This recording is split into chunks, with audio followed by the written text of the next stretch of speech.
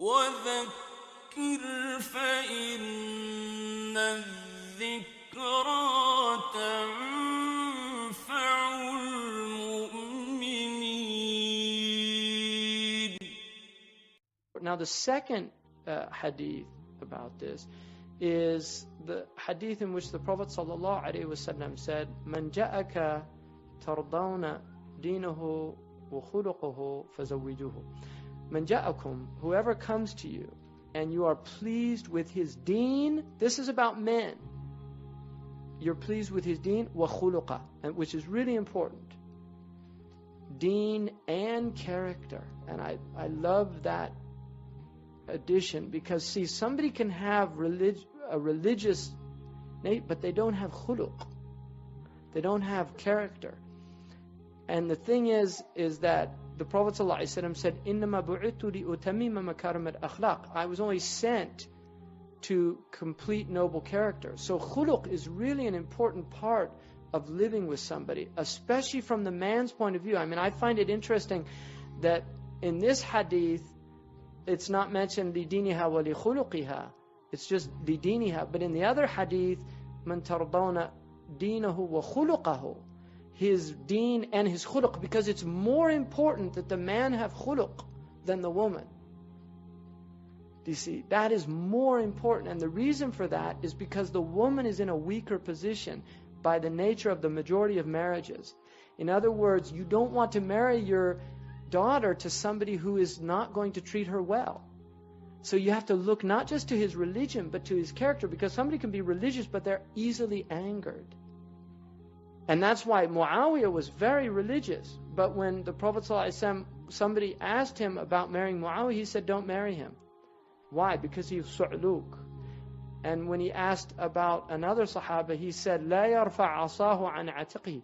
He doesn't take his stick off his shoulder. And the ulama interpret it two ways. One, he travels all the time, which is not good for a woman. And two, he beats his wife.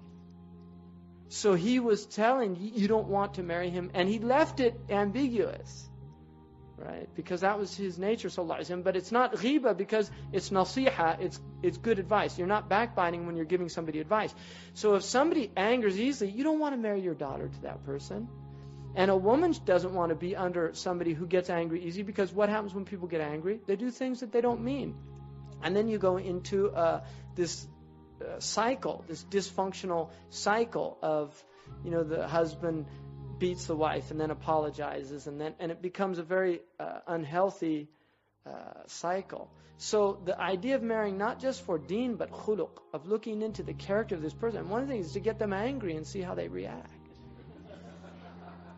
Right? And it's really interesting. And people traditionally did that.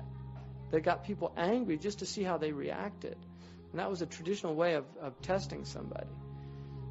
So you want to have somebody who has good deen, but also good khuluq. Now, what did the Prophet ﷺ say?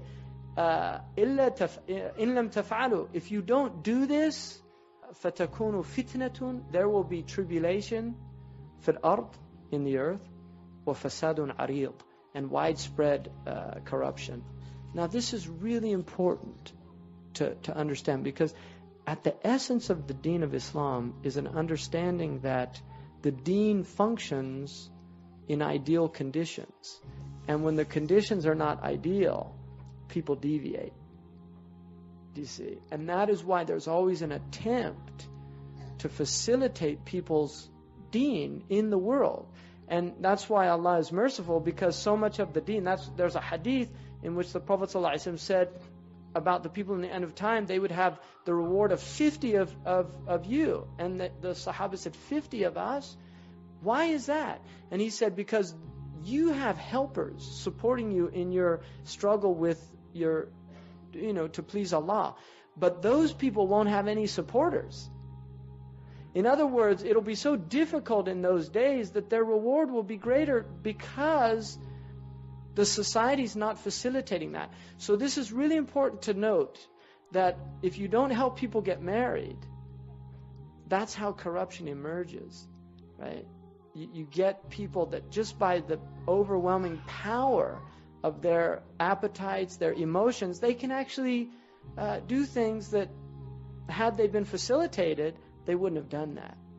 So that's really important to remember, especially now, because it's really difficult. We have big problems in that area. It's good to help people get married, and there are many hadiths about the importance of that, and there's verses in the Quran about that Allah will enrich them even if they're poor. So those are the two hadiths that are at the root of marriage. One, marry your daughters to people who have good deen, but also who have good character. And two, when you look for a woman, look for her deen.